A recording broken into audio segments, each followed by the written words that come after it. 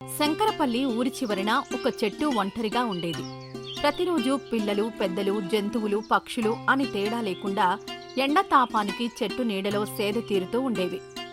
అలా ఒకరోజు ఇద్దరు పిల్లలు చెట్టు కిందకొచ్చి ఆటలు ఆడుతూ ఉన్నారు. ఒరే చంటి, ఈ చెట్టు నీడ భలే చల్లగా ఉంది కదా.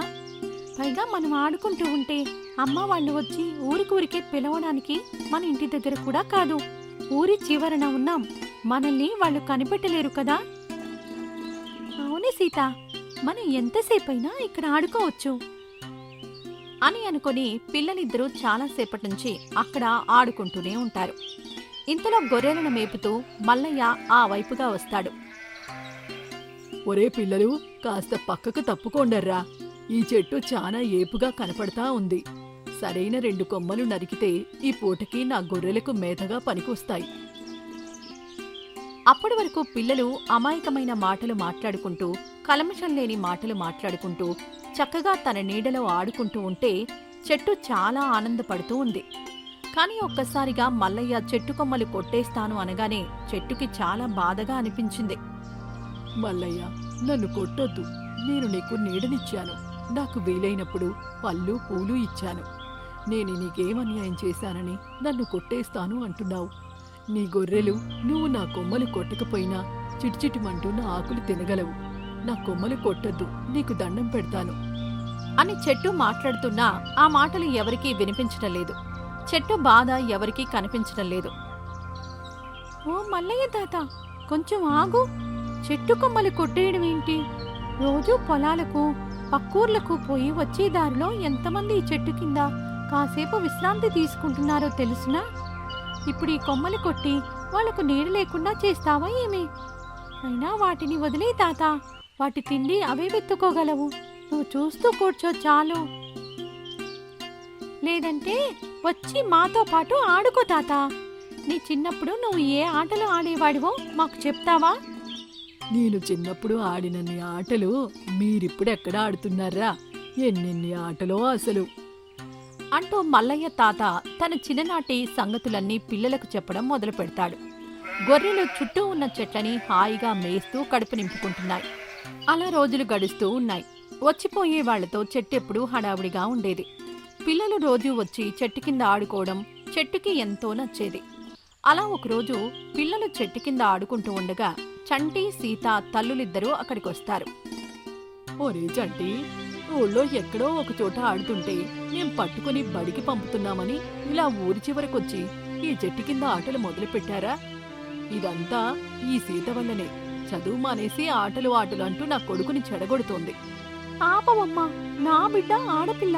నీ కొడుకే దాని వెంట పెట్టుకుని ఇలా ఎక్కడికి పడితే అక్కడికి తిరుగుతున్నాడు. ఒక ఆడపిల్లని ఇలా తిప్పొద్దు అన్న సంస్కారం కూడా నేర్పించలేదా మీరు మీ వాడికి? మావాడు మాత్రం ఏం చేస్తాడు? మీ అమ్మాయే ఇలా ఆటలు అంటూ తిరుగుతుంటే. వాళ్ళిద్దరూ ఎందుకలా తగవులాడుకుంటున్నారో చెట్టుకు అర్థం కాలేదు.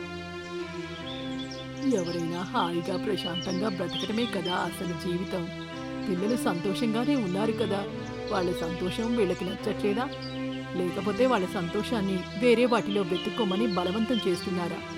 ఏమో, నాకు తెలియనివి ఈ ప్రపంచంలో చాలానే ఉన్నాయి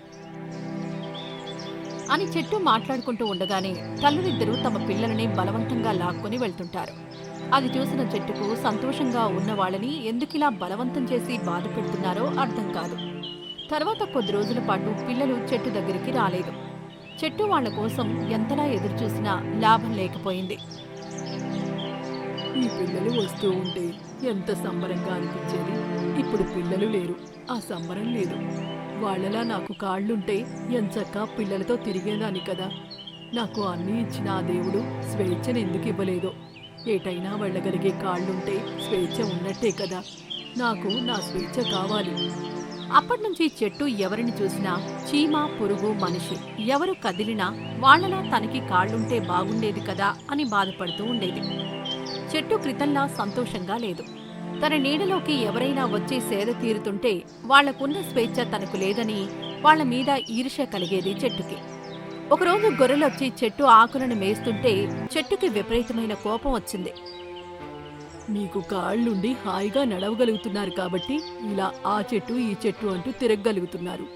నాకు కాళ్ళుండి స్వేచ్ఛ ఉండి ఉంటే నీలాగా నేను చక్కగా నడవగలిగేదానిని, ఎక్కడికంటే అక్కడికి వెళ్ళగలిగేదాన్ని అని అనుకుని చెట్టు కొమ్మలని విపరీతంగా ఊపడం మొదలుపెట్టింది.